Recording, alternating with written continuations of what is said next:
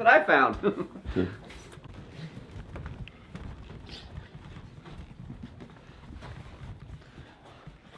Hey, Carl. Oh, Carl. oh, You gotta read this. You gotta read this. Oh, looks like Whitey wins again. Let's see. Dogwalker. You gotta hold our chapter 1 sponsor, Banana Boat Sport suntan lotion. Gave it to me upside down. Banana Boat Sport Performance. Why are we going to be using this today? Well, so okay, enough of the, just you gave me stop this. talking and just read the fucking book. All right, Dogwalker by Arthur Bradford.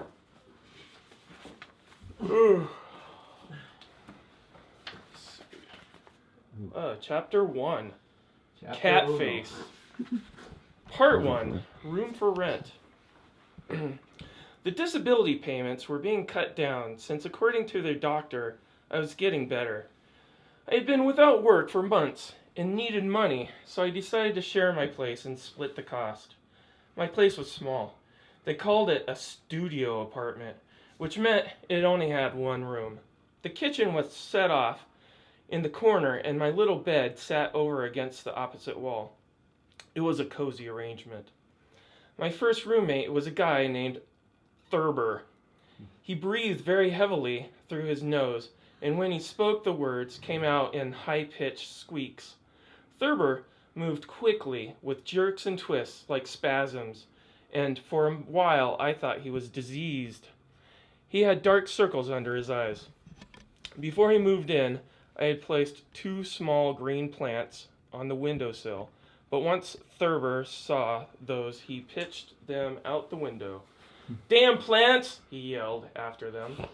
Later on, I brought in a larger banana plant, and he screamed at me, "Get that fucking plant out of here!" Thurber had answered my ad for roommate wanted by showing up at my door with his bags.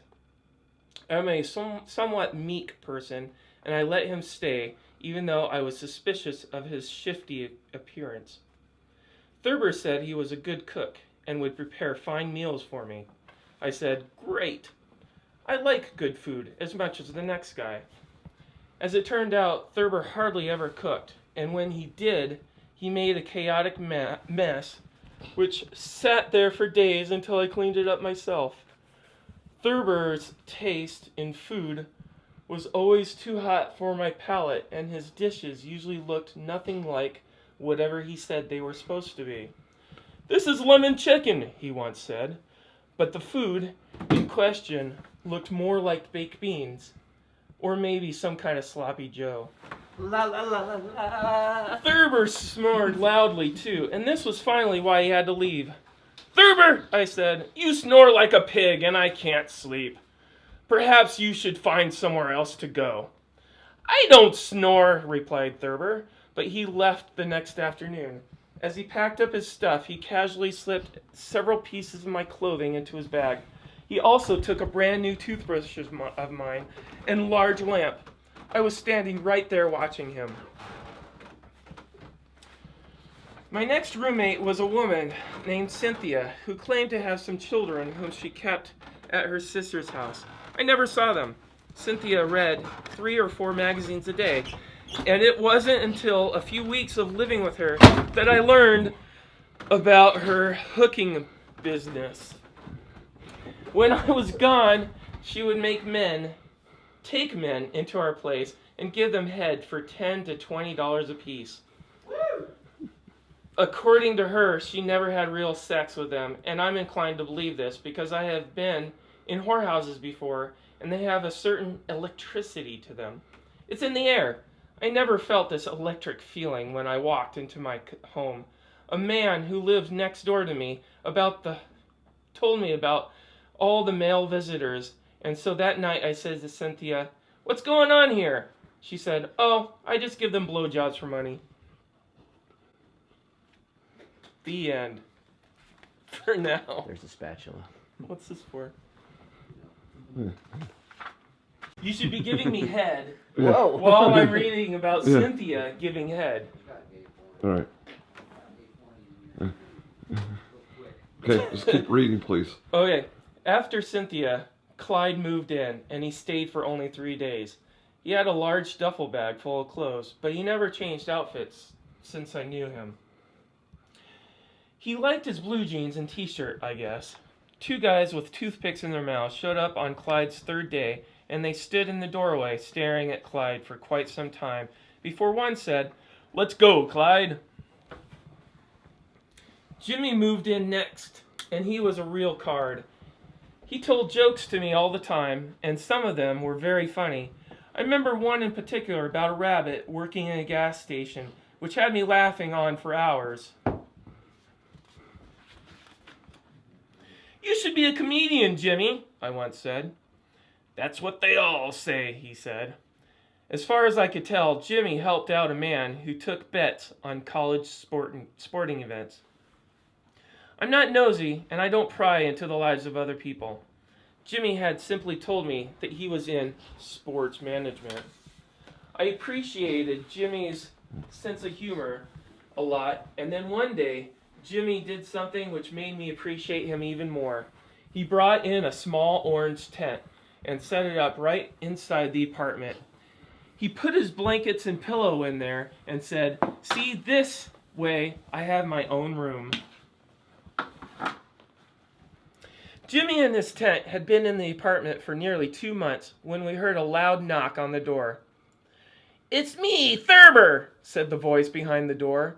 It was high-pitched, whining even. "Come on in, Thurber," I said, but I did not get up to open the door for him. Thurber rattled the handle a little bit and then whacked the door with his hand. It was locked. I still didn't get up, and so after a while, he went away. Jimmy said, Why on the goddamn set? Jimmy said, "I know some friends who could kick that guy's ass." "That would be nice," I said. A few days later, Thurber came into our apartment. He let himself in with a set of keys he had kept from before. His lip was fat and purple, and both his eyes were black. "I need a wash-up," he said. Thurber limped over to the sink and splashed water all over the place. "A group of men kicked my ass for no reason." "If you had keys," I said, "why didn't you let yourself in earlier?" "I never even met those fuckers before in my life." Thurber was covered in water, pink from his own blood. He looked terrible. His hair was greasy, and his clothes were matted with dirt. "You look terrible," I said. Thurber spied a group of potted plants by the window and lunged at them. His skinny arm knocked them over, and the dirt spilled into the carpet. "Why is there a tent in here?" he asked me. Jimmy answered him from the inside. "It's my tent, asshole," he said. Thurber looked down at the tent, which had just spoken to him. "You're kidding me," he said. "No, I'm not," said Jimmy's voice. "And those were my friends who kicked your ass. I asked them to do it." Thurber was amazed. He stumbled around and stuttered a bit and then walked out the door. He left drops of water all over the place and a putrid smell which lingered in the air for a while. The plants lay overturned on the carpet. "Keep me posted on any developments with this Thurber fruitcake," said Jimmy one day as he packed his bag. "I'm going away for a while, so I won't be around," he said. "Okay, fine," I said, and then that day I found myself a pet dog. I didn't know how long Jimmy would be away, and so I wanted some company. I've always wanted a dog. The dog I found had only 3 legs. He was missing a front one, so he hopped around on one paw. Like most 3-legged dogs, this dog managed quite well for himself, and I didn't feel sorry for him at all. While Jimmy was gone, the dog and I went for frequent walks, and once I got a citation for not having a leash on my pet. "I'm really sorry about this, officer. It will never happen again." And I meant that. I want no trouble with the law. I used a piece of rope instead of a leash, though. Once, when the dog and I returned from a walk, we found Thurber inside the apartment with a man we knew as Catface. Catface was a guy who had some sort of medical problem which made his face very shiny and flat. His eyes were only little slits. His nose was small and flattened, and his ears were tiny and crumpled up. I had once thought that Catface was the victim of a bad accident with fire, but then someone told me that this was not the case. He was born like that. "Hello, Thurber," I said. "Hello, Catface." We all called him Catface. There was no hiding it.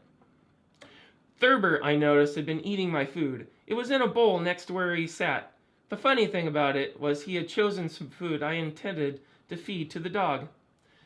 "You've eaten the dog's food," I said. Thurber said, "Your dog only has 3 legs." "I know that," I said. "Where's the guy who lives in the tent?" asked Thurber. I hadn't noticed this before, but now I saw that stupid Thurber had dismantled Jimmy's tent and scattered it all over the floor. "Oh, you shouldn't have done that," I said. I looked at Catface to see if he too had been part of the destruction. "If he had been inside that thing, he would have been in a lot of trouble," said Thurber. "Catface would have torn him apart." Catface nodded in agreement. "Listen," I said, "I wish you two hadn't come in here and messed up Jimmy's stuff. Now we have to clean it up before he gets back." "Where is he?" asked Thurber. "I don't know," I answered. Thurber and Catface decided to leave. On the way out, Catface patted my dog. You're doing great. Thank you. "How are you, Catface?" I asked. I hadn't seen him in a while. In fact, I had never spoken to him before, but I think he knew who I was. "I'm doing okay," said Catface. When Jimmy returned a few days later, he didn't notice what Thurber and Catface had done because I had cleaned up the mess. He laid his stuff down on a chair and said to me, "I'd like you to meet my friend Reuben." In walked this woman with straight red hair and a large ring through the tip of her nose. "That's a nice ring," I said. Reuben said, "Thank you." I introduced Jimmy and Reuben to the dog, and Jimmy told a joke about a 3-legged dog who ran a laundromat. After he was done, and we all chuckled, Jimmy said, "Reuben and I are going to step out for a while." Page 10. Oh my God, this is going to take forever. I have to go to 38 to end the chapter.